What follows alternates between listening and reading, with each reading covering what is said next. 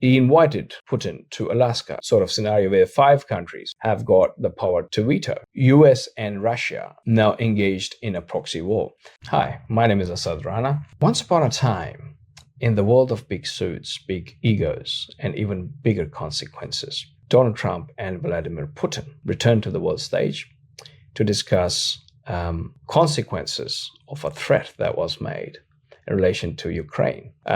It's being largely perceived now as a damage control sort of exercise that Donald Trump did. But what followed that meeting in Alaska, was something that is now better known as Snow White and the Seven Dwarfs fiasco. It's based on real life political scenario where dwarfs are the European leaders scrambling for oxygen in that meeting and to breathe. And Ursula is depicted, I believe, as Snow White in that story. I would add maybe the evil witch could be Lindsey Graham, who's an American senator making all these threats without any knowledge or without any recognition for any consequences that might come by his wild threats that he has been making. In any case, Trump said 14 days ceasefire or else. As a matter of fact, I think his words were, it was in a media address where he says Russia has 14 days to agree to a ceasefire or there will be very serious consequences. Now, no one knows what he meant by these very serious consequences. Obviously, a leader of that stature, arguably the most powerful country in the world, if he says something like that, it may have military connotations, or it could be even more sanctions on Russia. No one knows. To be honest with you, I don't know if you can put any more sanctions on Russia than what it's already going through at the moment. And it hasn't really affected Russia in a big, huge way.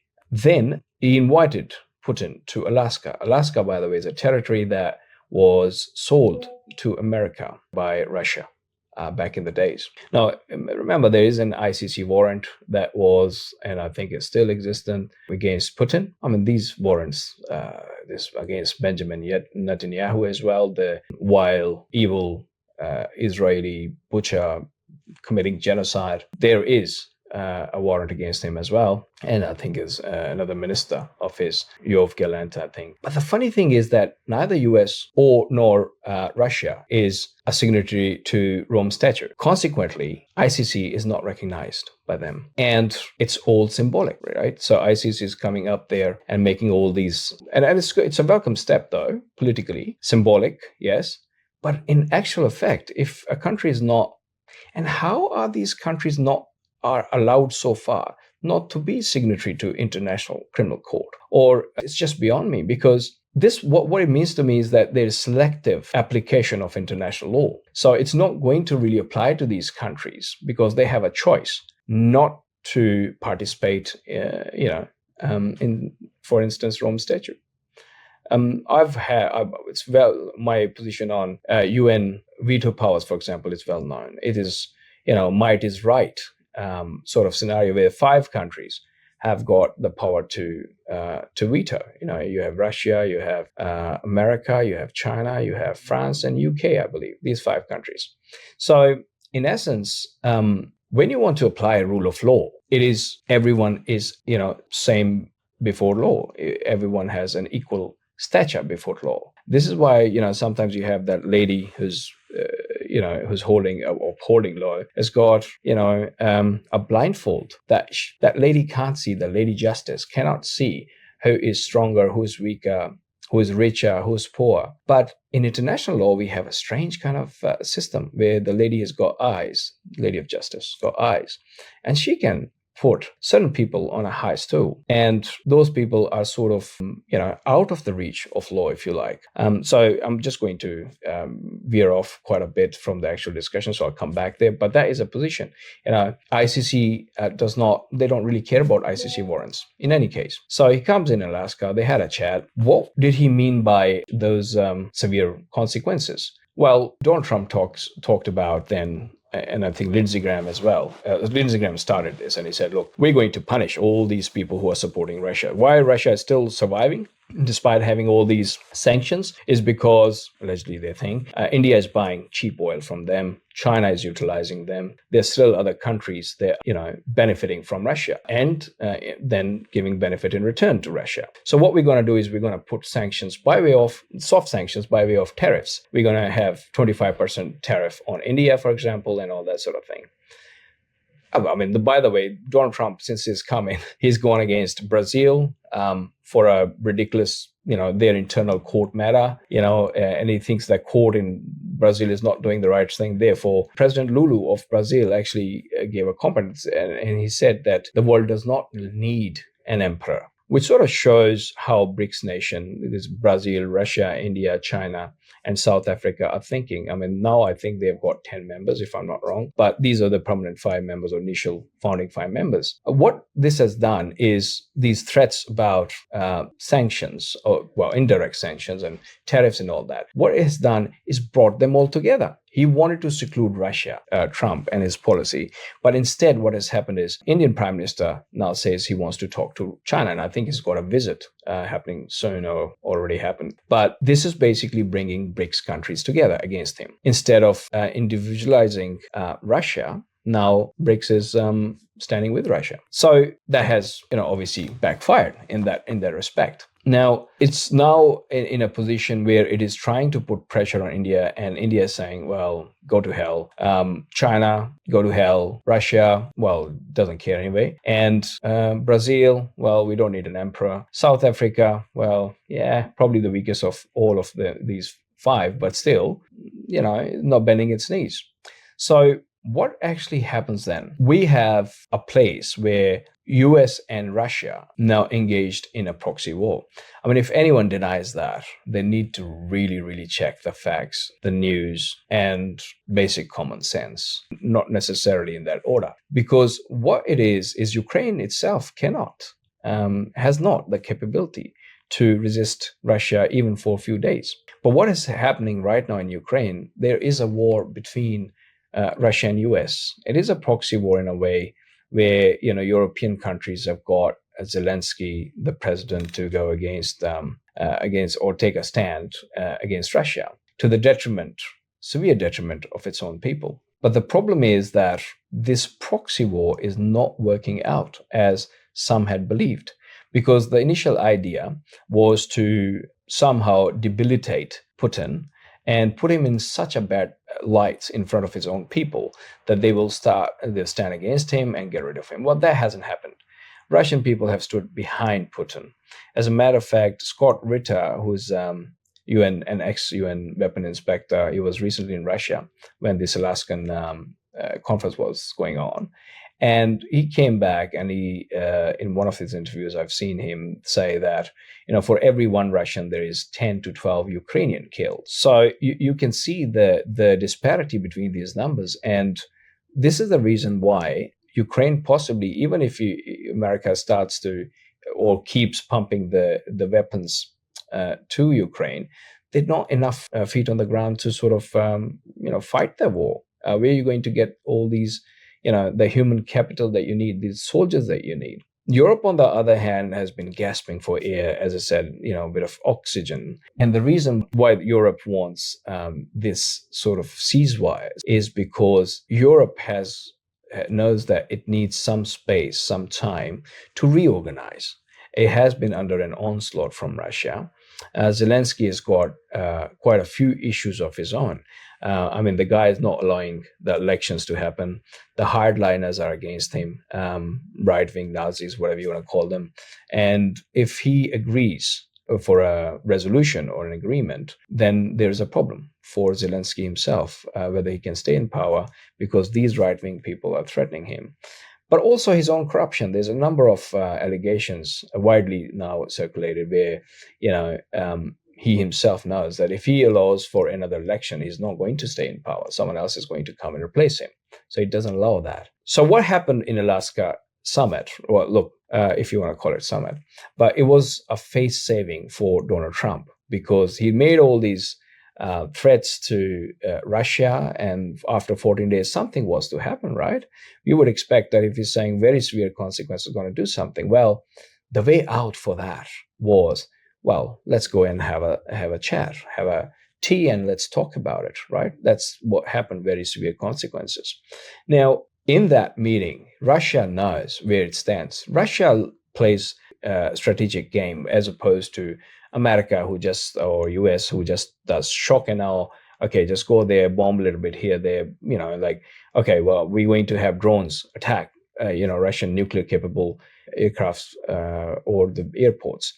And then what happens? Nothing after that. Okay, you destroy 2, 4, 5, 10, whatever it is, and then nothing after that. And then you have to suffer the consequences. Russia comes in with even a heavier hammer and starts hammering you. So it's not really a long-term strategy now, is it? But Russia believed in it, and Russia came there prepared. And I believe, and I've followed Putin for a long time. By no means I agree with everything that Russia is doing, but in terms of strategy, if you're purely looking at from that point of view, the guy is a genius, right? He comes there, he knows he's got plan A, plan B, plan C, and all that sort of thing. He goes and he says, we want three things. First of all, forget that. And Trump is going there with, obviously, to get ceasefire. Why? Because these 7 dwarfs and, the Snow White is saying, we want that. We want some space so we can plot more and we can, play the role of the fox that is trying to, hunt down a lion. But then Putin says, no, I'm not going to do that. What I want is a permanent solution, right? So the three things from what I know that they want, one is obviously the Donbass region, the Crimea region. They want that annexed as and accepted by Europe and others as belonging to Russia. That's number one. So number two is that Ukraine is a neutral state. Back in 1950s, Austria had a similar agreement with Russia where Russia withdrew, but they were supposed to be a neutral state. And since that time, we know that Russia hasn't done in that deal. So they want Ukraine to be a neutral state, not part of NATO, for example. And then a demilitarized sort of Ukraine where they don't have the capacity to pose a threat again to Russia. Now, for Russia, this is an existential threat. They believe that if Ukraine becomes part of NATO, for example, then their existence will be in question. Look, it happened in Japan, in Germany, after the World War II, for example, and other World War. Look, they were demilitarized. So Japan, until now, even, they are. I mean, they've just started going into defense and military, but before that, they were just completely, teeth were taken out. Why? Because they posed a threat. Now, you look at, and I'm not saying it's right or wrong, I'm just telling you how it is. These are the three demands that Russia has. These three demands are never going to be accepted by Europe or Zelensky, from what I know so far. So there's not going to be a solution to the war. Well, there's definitely not going to be a ceasefire. Donald Trump comes out. Okay, we'll go to the Snow White meeting in a second. But just before that, very briefly, imagine if China says that I'm going to, include Canada or Mexico as in a defense pact, for example. Do you think that America will allow that or US will allow that? I don't think US will allow that. It will think that it's an existential threat, just like Russia is thinking now. And it would even overnight just go and possibly take steps to, who knows, even attack these sovereign nations. It's not really far off from the way US has been acting as a warmonger. I wouldn't be surprised if that happens. So if the same standard applies to US, why can't it apply to someone else? I'll leave that for you to think about. What happened after that was a face covering. The Europeans, like little kids, well, yeah, we want to be involved in it as well. You don't have the military power or powers to actually go and challenge Russia. But what you want to do is you want to go there and say, yes, me too, me too. Trump said, okay, well, come in. And obviously the advisors for Trump said, well, we need to do a bit of whitewash on that. You haven't been able to get a ceasefire from Putin. He doesn't care, for the better choice of words. And you have to, just agree and give the statement that Putin has said, that we want a long-term solution, an agreement, rather than a ceasefire, with these conditions, with these preconditions. So what happens with Europeans? They just come around him. Trump is sitting like a headmaster, and he's just going, what's up? Oh, he's so good. This person is so well. And he's talking all these nice things about them. Oh, you are so strong. And what are you talking about? As a human, I mean, as a man. He's talking about someone, I can't remember, I think Finland's prime minister or whatever it is. But the point is that it is just a brown-nosing session where you just go talk nice about each other. And what are the two things they want? Article 5, like security guarantee. The second is that they wanted a ceasefire, something that Trump went in initially with. Well, Trump says clearly, sorry, not ceasefire. It's not going to happen. Why? Because Putin doesn't care and doesn't want it. Article 5, like security, well, it is not for US to implement it. This is something the Europeans understand fully, I think. They're not that dumb. The airspace over Ukraine does not belong to Ukraine. What security guarantee and how are they going to give it? I mean, you are in a position where you are barely surviving a war because Russia is not going to the extent of an overall assault. It's a war of attrition. It's fighting a slow war. And you're demanding things, well, I don't think it's going to get. And that is what he said. He didn't make any commitments about security guarantees and whatnot. But ultimately, why they want this Article 5 style security guarantee is, in my opinion, it is just so that they can just pit US directly against Russia and get them to fight it out between themselves, which US has wisely been avoiding so far. There's one more thing I just want to add towards that. So in summary, this meeting that happened between Putin and Trump, Putin was a clear winner in terms of strategy and outcomes. So obviously, no ceasefire, 3 conditions were put, or just go away. And then for whitewash, these 7 dwarfs and the Snow White came, talked to Trump. Well, the Prince Charming Trump apparently could not deliver. Even, I don't know, he kissed, but, the princess didn't wake up, I think. So there was a technical fault somewhere, but it's just not going to happen because the prince has got no power. He's not really a prince anymore. The world realizes it, but obviously these Europeans have no other hope but to go there and try to pit US directly against Russia, which if Donald Trump is not wise, and I have my reservations about his intellectual ability, or maybe he is coerced, as some people think, because of these Epstein files and whatnot. Either way, if he makes that mistake, it's going to have consequences on not just Russia and China and America and all that, but you and me as well. A nuclear war is not something that is to be taken lightly, and it has consequences for all of us. And I think that is critical. So, and this is the reason why I'm just sort of giving my 5 cents about what is happening in the world. So that there is some sort of, at least in people's mind, there is some recognition that what is going on is not right. These warmongerings and problems that are being created, what they are doing is slowly taking all of us and our future generations to a point of no return. I often talk about Gaza and what the butchering that is happening there. I mean, the world has become so insensitive. The countries around Palestine, biggest culprits, along with these aiders and abettors of this led genocide that is happening in Palestine. Every day we have people being killed in dozens, if not hundreds, right? Children, being killed. And if you want to draw a parallel, look, to be honest with you, there is no parallel between Ukraine and Palestine. And I've seen so many people talk about that. This is all nonsense. I mean, you've got Palestine, which is first Nakba is basically where, a forced displacement, killing, murdering, genocide-like activities. That first happened in 1948. We're talking about 1948. And since that time, Israel has controlled or exercised control in one shape or another on the Gaza, on Palestine. Even there is credible evidence that Hamas itself was developed by Israel to sort of divide the PLA at that time. So you've got about 70 years of occupation, water, electricity, food, all resources, education, health. Everything is being controlled by Israel, for decades. On the other hand, you have Ukraine, who until 2014 was relatively okay. There's no issues there. In 2014, you come in and you forcefully remove, allegedly CIA played a role in that, in a coup, and get rid of the president. And when you did that, who was a neutral person at that time, Yanukovych, I think his name was, Viktor Yanukovych, in 2014, you do that, and what you replace it with is someone who's pro-NATO and goes on, provocates, creates that impression that Russian existence is not going to be there, starts committing, vile actions of ethnic cleansing in Donbass region against the Russians. And when you do all of that, right, then you become an existential threat to a superpower that's right next to you. And that is in 2014, by the way. I mean, after 2014. 2022 is when Russia started invade for the first time, in Ukraine. I'm talking about the modern history,